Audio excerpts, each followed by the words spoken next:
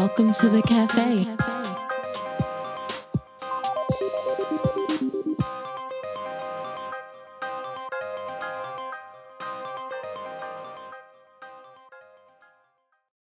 Hey guys, what's up? It's Carolyn, and thank you so much for tuning into the cafe and for visiting. We are entering our seventh episode. Like, I don't know why, but that feels special to me. So, welcome back for the seventh time if you've been following along with me, this entire journey. And if you did not, last week I dropped an amazing episode with one of my favorite people in the universe, my big brother. And he just gave a lot of sound and practical advice about what it takes to pretty much continue to, walk in the belief of your dream. We talked about when he was featured in Vogue Italia. We talked about um, music and designing and just like the idea of balancing so many different things. But if you haven't totally check it out, it was so worth it. So thank you so much, Sarat Franklin, for visiting the cafe. I definitely and because this is the seventh episode, I want to thank anybody who has visited the cafe who has said yes to me. Like, this is a small community. Like, of course, we're gonna grow, and I obviously want to build like a really good cafe community. But thank you so much to everyone who has supported the cafe so far. I appreciate the comments. My neighbor, she even saw that I had a podcast. I was about to say a cafe. Well, she saw that I had a podcast, and she immediately followed along. And not shortly afterwards, she made sure to be intentional and tell me like her favorite segment. And then another friend of mine did the same thing. So that really means a lot to me because this was a huge step in kind of following something that I always wanted to do. So when people encourage you, you appreciate that because you guys don't have to tune in, you don't have to listen, and you don't have to find any of this interesting. But you do. So I appreciate that. So I'm being faithful over this because I know that it will grow. I believe that in my heart. And it just feels good to be able to um create something positive in a community where people can be encouraged and loved on and, seen. So thank you guys so much. And I also just want to take the time out to recognize Israel and what's been happening over there. One of my childhood best friends, her grandparents are still over there, and a sweet friend from college had just left Israel when the attacks happened. So I just want to remind you guys and encourage everybody to pray for everyone over there and just, keep them in your heart because um, it's serious, and and I can't imagine facing that. But also know that God has not taken His eyes off His people, and He's not surprised by what's going on, and He has it under control. And guys, another thing that God has not taken His eyes off of is you. It's you. That leads us into today's espresso. I know that life is tiring. I know that those of us who are trying to follow our dreams, those of us who are, being dedicated to our marriages, to our households, even to our relationships, sometimes when you continue to invest in things and like the result is far off, you get tired, you get complacent. But I want to remind you again today to keep your eyes on the bigger picture even if you don't feel appreciated for doing what you're doing, even if it just gets really hard or the mundane just gets super annoying, right? It's like I have to do this every day or I have to keep doing this every day. Guys, remember what you're doing, what you're working forward to seeing, what you're looking forward to seeing it's not done in vain. Keep your eyes on the bigger picture.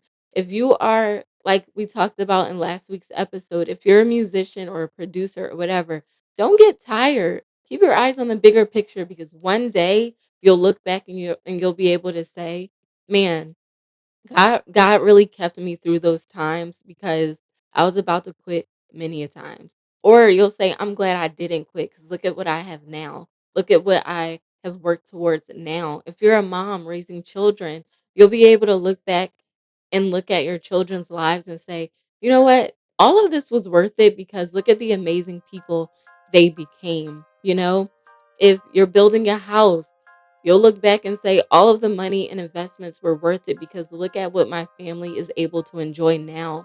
If you're working every day, look at the vacations you guys will be able to go to on the summer. Keep your eyes on the bigger picture and what you're working towards. Yes, it's tiring. Yes, sometimes it's annoying. Yes, sometimes we feel underappreciated. But remember, we're all working toward a goal and God sees you. He sees you. He knows you're being faithful with the little and He will reward you with much. Keep going and don't give up. Do not faint. You got this. You got this. You're victorious. You're strong. And if anybody can do it, you can. And another things you guys can do. You can drink this cold brew because my cold brew today is definitely about myself. But if you can relate, relate. This is a hard truth about myself. Sometimes I complain about things that I can change. And, I'll wait for you to amen because I know you do the same thing. And one of those things that I complain about is meeting new people. But I never feel like I'm socially lazy. I'll be the first one. Like whenever I enter a new environment, I'm extremely reserved and it takes a while for me to warm up.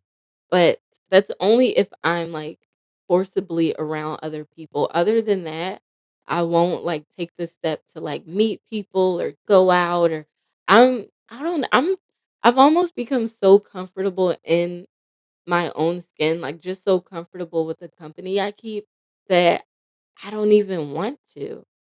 And I know that's so bad, and my cousins always, like, try to encourage me, like, "Go out, like, have fun," but I'm like, "Eh," and then when I'm in the mood to do it, I can quickly just talk myself out of it, like, "No, I'd rather be in my backyard, like, I don't know, writing in my journal." I'd rather take a walk through my neighborhood. I'd rather do this, that.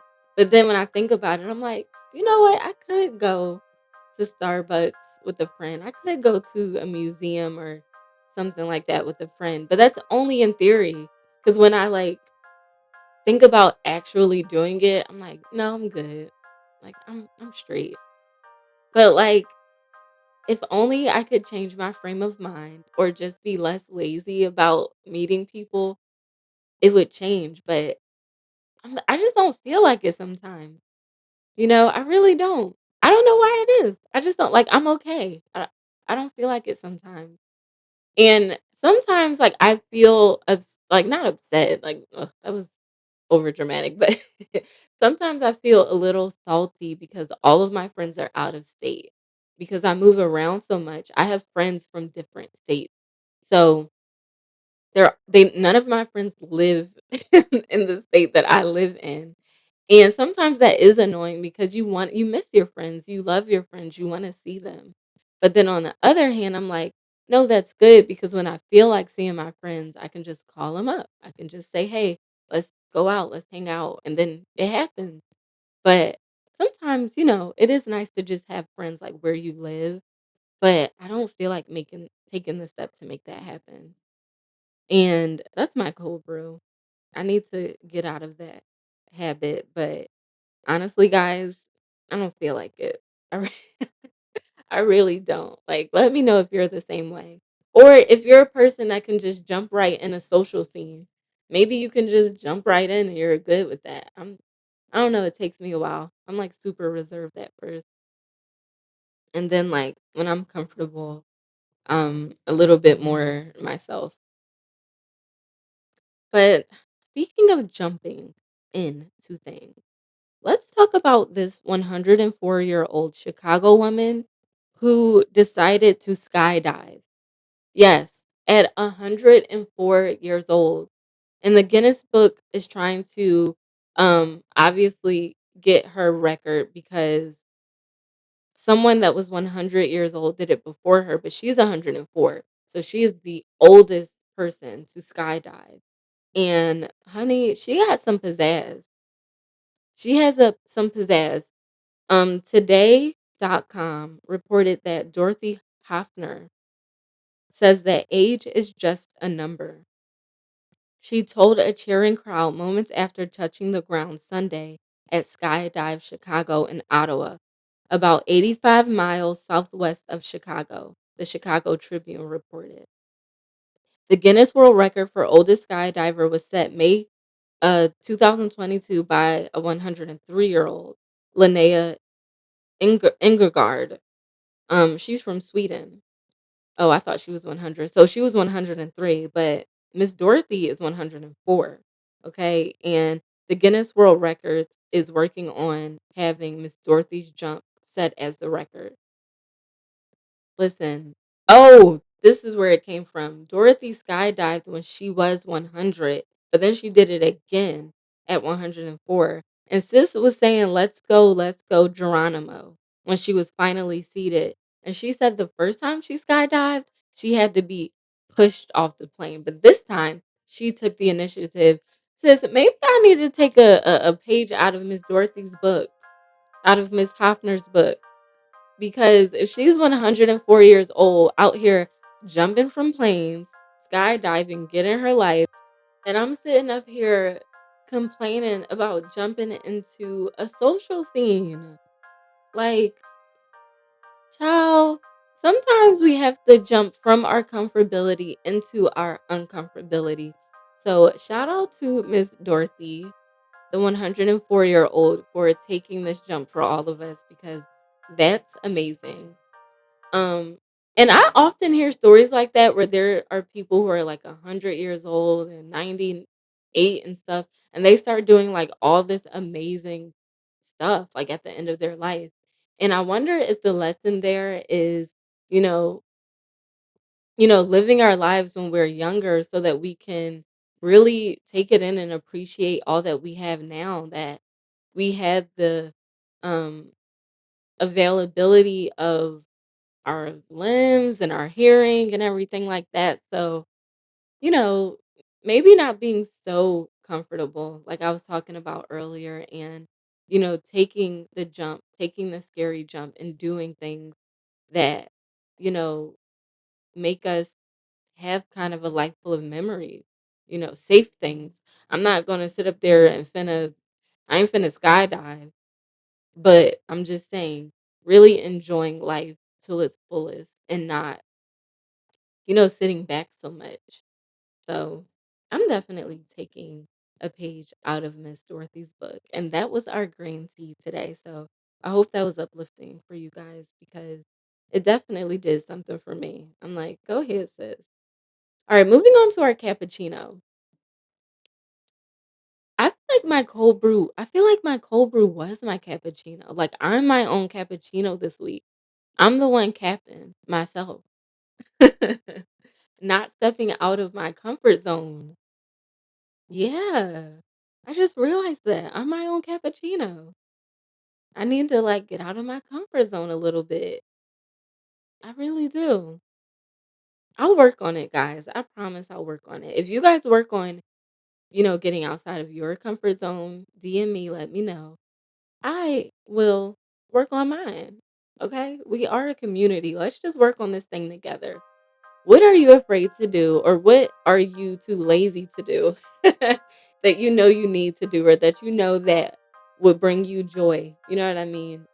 Obviously, something safe and not crazy, but think about it. Do you need to um take that walk? Do you need to um I know a friend that never been on a roller coaster ride. Maybe this summer, go on a roller coaster ride. Do something that, even if it's just one time, like do something that, you're usually afraid of doing. Like, you don't like roller coaster rides. If you've never been on one, how do you know what you are going to feel like? Just try it. You don't like salads. Maybe if you try getting into salads, you'll like it. That's something I did. I was not a salad person, but one time I went to this salad restaurant. it wasn't a salad restaurant, but that's all I had there. It was a nice little seafood restaurant, and I ordered a salad, and it was feta cheese, candied walnuts, uh cranberries, dried cranberries, and I think like a spring mix, and like some type of vinaigrette. Best salad I ever had in my life. Best salad, hands down. And now I look for it. And I kept saying I don't like salad. I'm not a salad person, but guess what? That's my favorite salad. So, you never know. You never know. Guys, this might be old news or maybe y'all don't care. But I'm going to say it anyway. I'm a cereal fanatic. I love cereal. Okay? Captain Crunch, Frosted Flakes, Fruity Pebbles, Life is my jam, the cinnamon kind. And what else do I like? Occasionally Lucky Charms is okay. But I was in the grocery store yesterday, and all of a sudden I'm smacked in the face with this new line of minis. Like they made a line of mini cereal. Okay, so there's like mini cinnamon toast crunch, mini Lucky Charms, mini tricks, mini Reese's Puffs. Ew, Reese's Puffs. Mini like they're just little dots of cereal. Like I understand that the cereal industry is probably one of the most continuously innovative industries in the entire world because how many forms of cereal have you seen in your lifetime? Think about it. Like I've seen the cereal straws, the the cereal that turns your milk different colors. Now they have Dippin' Dots version of freaking Reese's Puffs. Really? I mean, if you guys want to try it out, try it out. But what's next? Cereal land. What's next? Cereal industry. Really? And I give it to the whoever the chief brand officer is because they keep them coming. But do we really need Dippin' Dots cereal? Like I saw that and I don't know why I was so shocked when I saw these little dots of the different brands of cereal. I was like, why? Because the reason why I like Lucky Charms is because the size of the marshmallow. I don't want mini marshmallows in my Lucky Charms surrounded by a bunch of dots. But to each his own. We'll see. We'll see how this goes. And we shall see because, you know, they're always coming up with something. And I had to say something about Dippin' Dots cereal. Anyway, moving on, guys. I wanted to talk to you guys just about the, process. I just wanted to talk to you guys about um the process of walking out our dreams. Is it worth it? I can say for the cafe so far, being as though this is the seventh episode, and one of my personal challenges at the top of the year was to be consistent. And I can say that so far, I have done that. So, guess what? I will say 100% that the process for this specific goal of mine to create a community around positivity, around self improvement and healing is worth it. Especially because I don't have 2,000, 3,000, 6,000 followers on Instagram. I don't have like this crazy platform. I'm literally building this from a little and, you know, keeping with the process, praying that God will reward me with much, which I believe He will at the end, because I truly believe in this vision. And I think I've come to the realization that sometimes if our vision isn't grand enough, if the goal that we have isn't big enough, we uh we don't we don't like to go through the process. But when your vision scares the crap out of you, or when you believe that, you know, it's not gonna happen or it's too little, why would you go through anything for it? The first inconvenience, you're out because you're like, "Meh." But when you have like a great vision for yourself and you truly believe in it, to me, that's what makes the process worth it, is whether or not you have vision. whether or not your vision is going to um really make everything that you go through worth the time. And I honestly believe that that's true for anything, even for relationships. Like, if you don't have a vision for your relationship, when things go awry or when things don't seem to go well, you jump ship because it's like, well, I don't really have a vision for this in the first place, so it's nothing I'm really working towards. So now that it's getting hard, I'm a bounce. You know what I mean? So it's the same thing with dreams and with anything in life. If you don't have a vision, if you don't have like an end goal, then you really don't have anything to measure whether or not you should contend with it or not, because you don't have a vision. You don't have something to say this is going to be worth it. So, guys, whatever you're doing in life, whatever you're working towards, if the vision scares you, the process is worth it, man. It's going to be worth it at the end. And that's what I pretty much keep reminding myself about the cafe. Like, I have a vision for this. I honestly believe in positivity. Like, I believe that people can be redeemed and become better and heal by following, biblical principles, by trusting God, by sharing your testimony, by being, a positive person and changing the way you think, changing your habits, changing the way you see the world. I wholeheartedly believe that.